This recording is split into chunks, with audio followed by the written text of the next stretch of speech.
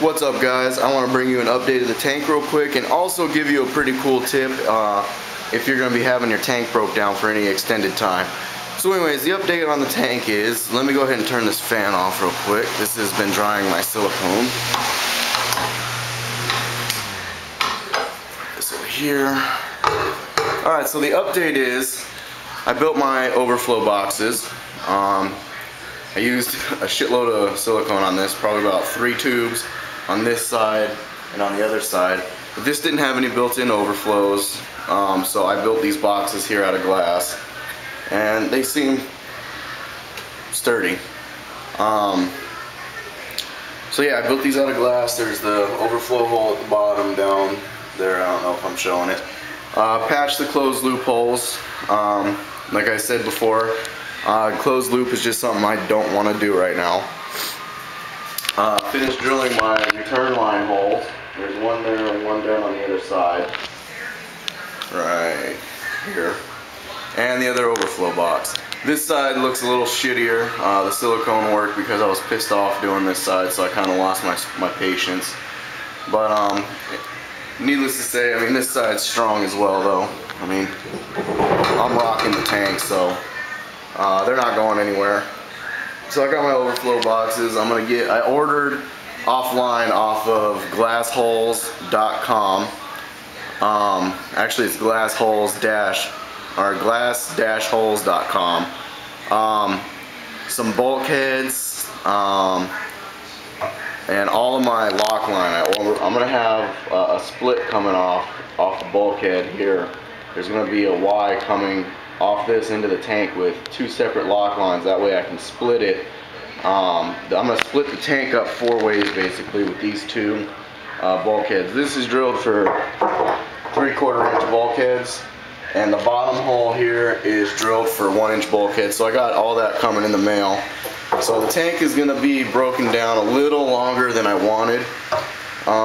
You know, letting this silicone dry for at least 5-7 days, and waiting on my plumbing. So that's where the tip comes into play, because my tank I was not expecting to have broken down this long. So this is where today's tip comes into play, and this is all your live sand if you're going to reuse it. I'm going to reuse it, and I've been using, I did a water change out of all of my bins yesterday. I did like a little small water change just to keep levels happy in all my tanks. Oops. So I did a little water change, and I kept the water and I used it in the sand bed.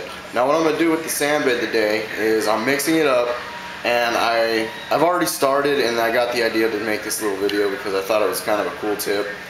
So basically what I'm going to do is I'm going to mix the sand up all the way down to the bottom of the bin and make sure I get it all mixed up pretty well. Well, try to keep my face out of it as much as possible. Basically, just dig in like a dog until you get all the way down to the bottom of the bin. And I'm sorry if my face is in the way, guys.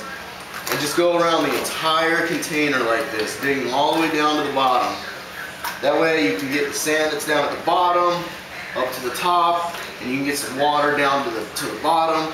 Because what happens is the weight of the sand pushes the water up to the surface, and then your sand at the bottom of the bin will dry out and start, getting rotted. All that. You'll have a bunch of dead organisms basically at the bottom that made the sand live is now going to die because it's dried out. So I've been doing this every couple days, digging all the way down to the bottom and bringing everything up to the top.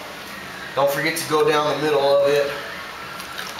And right now I'm at the bottom of the container, and I'm just kind of lifting and sifting everything up to the top. Now, after I get done doing this, what I'm going to do is fill this up, the bin up, with about another gallon or 2 of water, and siphon off the top and fill this container back up with fresh salt water. So basically like doing a water change on the sand. So I'm getting in here real good. I want to get everything mixed up real good. All the dry sand at the bottom, get it to the top. So I'm going to just kind of even everything out. That way the top layer of sand is still under water. And I gotta go mix up some more salt water. So tonight I'll siphon this nasty ass water off the top, and then siphon this water off the top, or use my little, I got like a little pail that I'm gonna scoop it out with, and then put fresh on top of this. And that way, in the next couple of days, when I do this again, I'll have fresh water to introduce down to the bottom. And this should help clean the sand bed and also keep the sand alive to reuse it. Because a lot of people really won't reuse their sand after they broke a tank down. I'm going to reuse this, and I'm really hoping that this will help keep it live, but also keep it healthy sand to reintroduce back into the system. So anyways guys, that is my tip for today. I thought it was kind of a cool tip. And this is how I did it the first time I broke the 125 down. This is exactly what I did.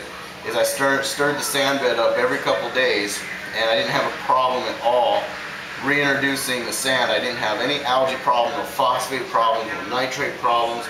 I did this exact same thing. And if you guys have been following my channel for a little bit, you know the 125 turned out pretty good.